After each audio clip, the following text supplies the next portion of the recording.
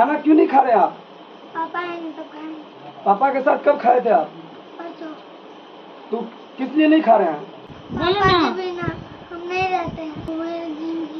नहीं ना, वो पापा आएंगे तब खाएंगे आप। दामाद को अपहरण कर लिया गया है। क्या नाम था आपके दामाद का? अमित कुमार मिश्रा। क्या बेटी का नाम? अम्बे कुमारी है। यही रहती थी। 6 महीना इनका बीपीएससी में इस बार हुआ है नया में, यहीं पर ये जब करती थी। दामाद लेके जाते थे आते थे। वो कल आने समय में 1 बजे में मेरे दामाद के साथ इतना बड़ा घटना हुआ है। साजिश रच के हम मेरे दामाद को हम 50 लाख रुपया कहाँ से देंगे भैया? हम तो गरीब आदमी है, 50 लाख रुपया हम कहाँ से लाएंगे? वो थैंकिंग देता है 50 लाख रुपया लेके, दोनों माँ बेटी आओ, प्रशासन को लेकर नहीं आओ। हम प्रशासन से यही निवेदन करते हैं, मेरे दामाद को पुनः वापस मुझे किया जाए। जिस मधुबनी जिला को कभी शांति प्रिय जिला के नाम से जाना जाता था, आज वही मधुबनी जिला अब शांति प्रिय नहीं रहा। मधुबनी जिला का कोई भी थाना क्षेत्र सुरक्षित नहीं। एक के बाद एक घटना यहाँ आम हो चला है। कभी चोरी, कभी डकैती, कभी लूटकांड, कभी मर्डर, एक के बाद एक घटनाएं देखने को मिलता है। लेकिन इस समय खजौली थाना क्षेत्र अंतर्गत दिल दहलाने वाली घटना सामने आया है। ये आम जो घटनाएं था उससे बिल्कुल हटकर घटना है, जहां अपहरण होता है, 50 लाख रुपया फिरौती की मांग की जाती है। ये जो घटना है दिन दहाड़े ये घटना घटित होती है। नमस्कार, मैं हूं आकाश मिश्रा, आप देख रहे हैं न्यूज टुडे मिथिला। इस वक्त हमारी मौजूदगी मधुबनी जिला के खजौली थाना क्षेत्र अंतर्गत लक्ष्मीपुर गाँव में। बताते चले, बीआरपी में कार्यरत एक महिला जो अपने स्कूल इंस्पेक्शन के लिए आती है, शनिवार को दिन दहाड़े 1 बजे कलवाही स्कूल से इंस्पेक्शन के बाद अपने पति के साथ अपने घर की तरफ 2 व्हीलर से आ रही थी। बताया जा रहा है कि उसी रास्ते में फुलचनिया चौक क्रॉस करने के बाद 4 अज्ञात अपराधियों द्वारा ब्लैक कलर के स्कॉर्पियो से पिस्टल के नोक पर अपराधियों ने दिया है घटना को अंजाम। विशेष वही बीआरसी से आ रहे थे, वहाँ फुलचनिया मोड़ जो है जहाँ पर मछली और बिकता है, उधर ही मछली वाला सब रहता है, सब मतलब रोज रहता है। सवेरे 7 से 9 बजे रात तक बोले थे, जो हम 1-2 दिन ले किए हम मछली, तो बोले हैं रात तक हम रखते हैं मछली।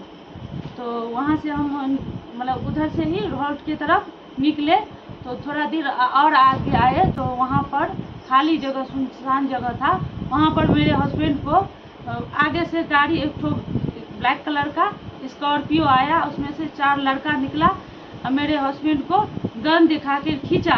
तो हम चिल्लाने लगे, उनको छुड़ाने लगे, जो छोड़िए मेरे हस्बैंड को कहाँ ले जा रहे हैं। तो वो हाथापाई हमको किया, मेरे हस्बैंड को भी किया, गन सटा के गाड़ी में बैठाया। फिर से घूम के हमको देखा, जो फोन हम करने लगे तो हमको 2-4 थप्पड़ मारा और फोन छीन लिया। कान वाला जो टॉप्स था गोल्ड का वो भी छीन लिया। अब फिर वो गाड़ी में बैठा, हम चिल्लाने लगे, वो भाग गया गाड़ी लेके, हॉल्ट के तरफ ही भागा। उधर से हॉल्ट पे तरफ भागा और हम उधर से फिर गांव पर आए, एक टेम्पू लेके गांव पर। कितने अपराधी थे? 4-5 थे। क्या पहने हुए थे? सब ब्लैक शर्ट में थे। और वो जो अपराधी थे वो क्या पिस्टल रखे हुए थे? हाँ जी, पिस्तौल रखे थे।